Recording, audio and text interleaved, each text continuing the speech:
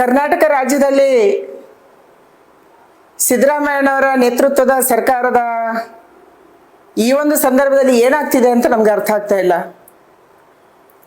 ಇವತ್ತು ರಾಜ್ಯಸಭಾದ ಚುನಾವಣೆ ಆಗತ್ತೆ. ಕಾಂಗ್ರೆಸ್ಸಿನ 3ನೇ ಅಭ್ಯರ್ಥಿ ನಾಸೀರ್ ಹುಸೇನ್ ಗೆಲ್ತಾರೆ. ಆದರೆ ಯಾರು ನಾಸೀರ್ ಹುಸೇನ್ ಜೊತೆ ಅವರ ಬೆಂಬಲಿಗರು ಬಂದಿದ್ದಾರೆ, ವಿಧಾನಸೌಧದಲ್ಲೇ ಪಾಕಿಸ್ತಾನ ಜಿಂದಾಬಾದ್ ಅಂತ ಕೂಗ್ತಾರೆ. ಅದನ್ನು ಪ್ರಶ್ನೆ ಮಾಡಕ್ಕೆ ಹೋದಂಥ ಪತ್ರಕರ್ತರಿಗೆ ನಾಸೀರ್ ಹುಸೇನ್ ಆವಾಜ್ ಆಗ್ತಾರೆ. ಅಂದರೆ ಕಾಂಗ್ರೆಸ್ಸಿನ ಮಾನಸಿಕತೆ, ಕಾಂಗ್ರೆಸ್ಸಿನ ಮೆಂಟಾಲಿಟಿ ಇವತ್ತು ಪಾಕಿಸ್ತಾನದ ಪರವಾಗಿದೆ. ಸಿದ್ದರಾಮಯ್ಯನವರು ಮೊನ್ನೆಯಷ್ಟೇ ಸಂವಿಧಾನದ ಒಂದು ಆಚರಣೆಯನ್ನು ಮಾಡಿದ್ರು, ಕಾರ್ಯಕ್ರಮವನ್ನು ಮಾಡಿದ್ರು. ಸಿದ್ದರಾಮಯ್ಯನವರೇ, ನಿಮಗೆ ದೇಶದ ಸಮಗ್ರತೆಯ ಬಗ್ಗೆ, ದೇಶದ ಸಾರ್ವಭೌಮತೆಯ ಬಗ್ಗೆ ಗೌರವ ಇದ್ದರೆ, ಸಂವಿಧಾನದ ಮೇಲೆ ನಂಬಿಕೆ ಇದ್ದರೆ ತಕ್ಷಣ ನೀವು ಆ ಪಾಕಿಸ್ತಾನ ಜಿಂದಾಬಾದ್ ಅಂತ ಘೋಷಣೆ ಕೂಗಿದಂಥ ಅಪರಾಧಿಗಳನ್ನು, ದೇಶದ್ರೋಹಿಗಳನ್ನು ಬಂಧನ ಮಾಡಬೇಕು. ಅವರಿಗೆ ಬೆಂಬಲ ಕೊಟ್ಟಂಥ, ಅವರ ಪರವಾಗಿ ನಿಂತಂಥ ನಾಸೀರ್ ಹುಸೇನ್ ಅವರ ಮೇಲೆ ಕೂಡ ಕೇಸನ್ನು ಹಾಕಬೇಕು. ನಿಮಗೆ ಶಕ್ತಿ ಇದೆಯೋ ಇಲ್ಲ ನಂಗೆ ಗೊತ್ತಿಲ್ಲ, ಆದರೆ ಇವತ್ತು ಆ ಶಕ್ತಿಯನ್ನು ಸಿದ್ದರಾಮಯ್ಯನವರು ತೋರಿಸಬೇಕಾಗಿದೆ.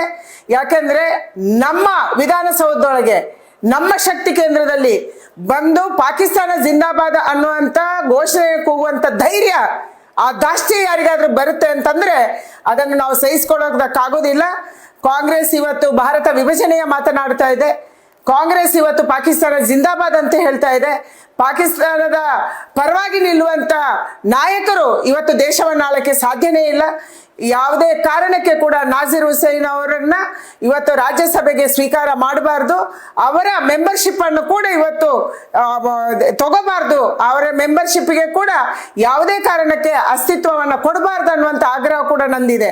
ಯಾಕಂದ್ರೆ ಯಾರು ಪಾಕಿಸ್ತಾನದ ಪರವಾಗಿ ಯೋಚನೆ ಮಾಡುವಂಥವರು ಲೋಕಸಭೆ ರಾಜ್ಯಸಭೆಗೆ ಹೋದ್ರೆ ನಮ್ಮ ದೇಶದ ಪರಿಸ್ಥಿತಿ ಏನು? ಅವರು ಎಲ್ಲ ಕಮಿಟಿಯಲ್ಲಿ ಇರ್ತಾರೆ, ನಾಳೆ ಎಲ್ಲ ಸ್ಟ್ಯಾಂಡಿಂಗ್ ಕಮಿಟಿಯಲ್ಲಿ ಹೋಗ್ತಾರೆ, ದೇಶದಾದ್ಯಂತ ಹೋಗ್ತಾರೆ. ನಮ್ಮ ದೇಶದ ಮಾಹಿತಿಯನ್ನ ಪಾಕಿಸ್ತಾನಕ್ಕೆ ಕೊಡಲ್ಲ ಅನ್ನುವಂಥಕ್ಕೆ ಗ್ಯಾರಂಟಿ ಏನು? ರಾಜ್ಯಸಭಾದ ಸದಸ್ಯರಿಗೆ, ಲೋಕಸಭೆ ಸದಸ್ಯರಿಗೆ ಒಂದು ಗೌರವ ಇದೆ. ಈ ದೇಶದ ಸಾರ್ವಭೌಮತ್ವವನ್ನು, ಈ ದೇಶದ ಸಮಗ್ರತೆಯನ್ನ ಕಾಪಾಡ್ತೀವಿ ಅನ್ನುವಂಥ ಪ್ರಮಾಣ ವಚನ ಸ್ವೀಕಾರ ಮಾಡಬೇಕಾಗುತ್ತೆ. ಆದರೆ ಯಾವ ಮಾನಸಿಕತೆ ಜನ ಇವತ್ತು ಕಾಂಗ್ರೆಸ್ ಲೋಕಸಭೆಗೆ ಕಳಿಸ್ತಾ ಇದೆ, ರಾಜ್ಯಸಭೆಗೆ ಕಳಿಸ್ತಾ ಇದೆ, ಪಾಕಿಸ್ತಾನದ ಪರವಾಗಿ ನಿಲ್ಲುವಂಥ ಮಾನಸಿಕತೆಯನ್ನು ಕಳಿಸಿದ್ರೆ ಈ ದೇಶದ ಭದ್ರತೆಯ ಪರಿಸ್ಥಿತಿ ಏನಾಗ್ಬೋದು? ಇದನ್ನು ಇವತ್ತು ದೇಶದ ಜನ ಯೋಚನೆ ಮಾಡಬೇಕು.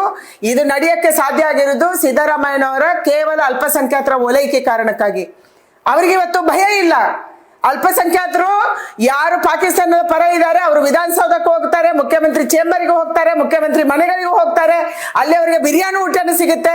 ಈ ಕಾರಣಕ್ಕಾಗಿ ಅವರಿಗೆ ಇವತ್ತು ಧೈರ್ಯ ಬಂದಿದೆ ಪಾಕಿಸ್ತಾನದ ಪರವಾಗಿ ಮಾತಾಡೋದಕ್ಕೆ. ಅದಕ್ಕಾಗಿ ತಕ್ಷಣ ನಾನು ಈ ರಾಜ್ಯದ ಉನ್ನತ ಪೊಲೀಸ್ ವರಿಷ್ಠ ಅಧಿಕಾರಿಗಳಿಗೆ ವಿನಂತಿ ಮಾಡ್ತಾ ಇದ್ದೀನಿ, ನೀವು ಯಾವ ಸರ್ಕಾರ ಬರುತ್ತೆ, ಸರ್ಕಾರ ಹೋಗುತ್ತೆ. ಕಾಂಗ್ರೆಸ್ ಸರ್ಕಾರ ಪರ್ಮನೆಂಟ್ ಅಲ್ಲ, ಸಿದ್ದರಾಮಯ್ಯ ಪರ್ಮನೆಂಟ್ ಅಲ್ಲ, ನಾಸೀರ್ ಪರ್ಮನೆಂಟ್ ಅಲ್ಲ. ಆದರೆ ಇವತ್ತು ದೇಶದ ಸಾರ್ವಭೌಮತ್ವವನ್ನು ಎತ್ತಿ ಹಿಡಿಯುವಂಥ ಕ್ಯಾಪನ್ನು ನೀವು ಧರಿಸಿದ್ದೀರಿ. ನಿಮಗೆ ಆ ಕ್ಯಾಪಿಗೆ ಶಕ್ತಿ ಇದೆ ಅಂತಂದರೆ ನೀವು ಇವತ್ತು ಅವರೆಲ್ಲರನ್ನ ಅರೆಸ್ಟ್ ಮಾಡಬೇಕು. ದೇಶದ್ರೋಹದ ಕೇಸಿನ ಮೇಲೆ ಅವರನ್ನು ಜೈಲಿಗೆ ಕಳಿಸ್ಬೇಕನ್ನುವಂಥ ಆಗ್ರಹವನ್ನು ನಾನು ಮಾಡ್ತಾ ಇದ್ದೀನಿ.